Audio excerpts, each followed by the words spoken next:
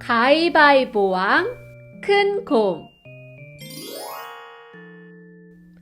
옛날에 가위바위보를 잘하는 큰 흰 곰이 살았어요.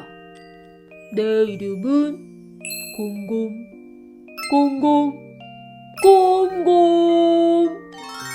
곰곰이는 가위바위보를 매우 잘해서 동네에서 아주 유명했죠. 동네마다 가위바위보 대회가 있었는데 매번 그 대회에서 우승을 하곤 했거든요. 그래서 곰곰이를 이기려는 동물들이 줄을 섰어요.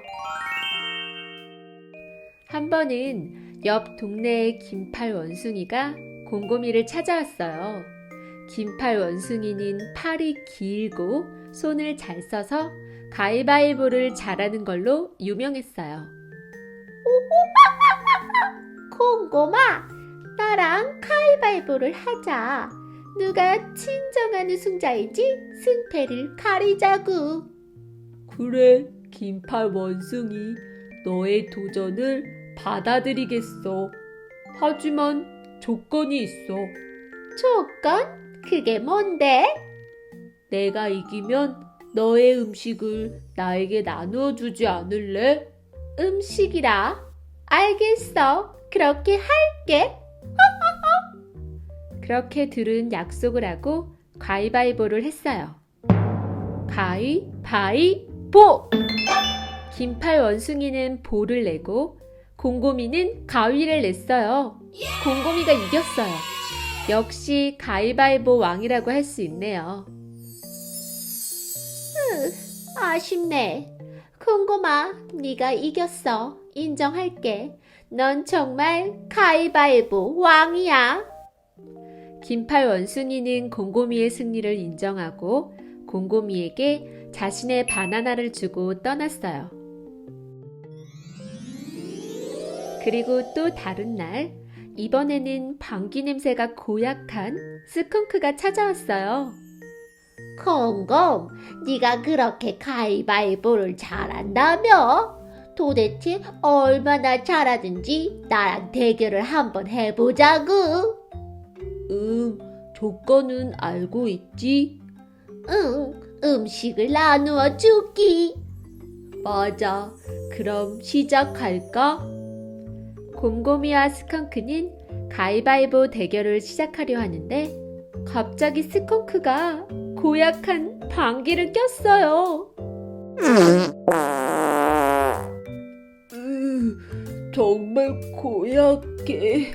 방귀 냄새가 너무 독하잖아.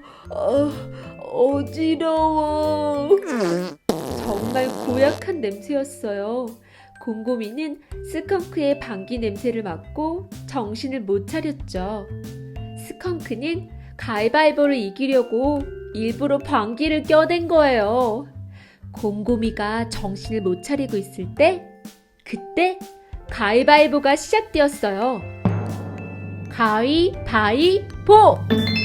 스컹크는 가위를 내었고 곰곰이는 어지러운 상태로 바위를 내었어요. 곰곰이가 이겼어요.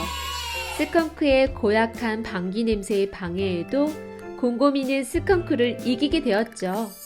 스컹크는 아쉬워하며 자신의 도토리를 내주었어요. 그리고 곰곰이에게 물었어요. 곰곰, 도대체 어떻게 하면 가위바위보를 한 번도 지지 않고 이길 수가 있어? 무슨 방법이 있는 거야? 그건... 곰곰이는 스컹크에게 이러쿵 저러쿵 어쩌고 저쩌고 방법을 알려주는 것 같았죠. 스컹크는 놀라워했어요. 세상에나, 그런 거였어? 우와, 정말 대단해!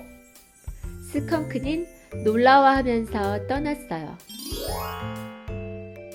또 다음날, 이번에는 생쥐가 찾아왔어요. 생쥐는 너무 작아서 등치가 큰 곰곰이에겐 잘 보이지 않았죠. 생쥐가 곰곰이 발 앞에 서 있었는데 곰곰이는 배가 나와 있어서 자신의 발 밑에 있는 생쥐를 볼 수가 없었어요. 생쥐는 곰곰이 발 앞에서 소리치며 불렀어요. 콩 공곰아, 나랑 가위바위보 하자. 응? 무슨 소리가 들리는데? 이게 어디서 나는 소리지? 밑에 발을 보라고. 어? 발? 곰곰이는 발을 내려다보았지만 여전히 배가 먼저 보였죠. 생쥐는 안 되겠다 생각하고 곰곰이에게 좀 떨어져 서 있었어요. 그제서야 곰곰이는 조그만 생쥐가 보였어요. 작은 생쥐가 말했어요. 공곰아, 나랑 가위바위보를 해. 그래서 내가 이기면 음식을 나누어 주지 않을래? 근데 만약 내가 지게 되면 지금 당장은 내가 줄 게 없어.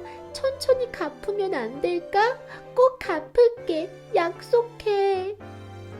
생쥐는 며칠 굶은 것 같이 많이 야위고 힘들어 보였어요. 곰곰이는 알겠다고 했죠. 그리고 가위바위보가 시작되었어요.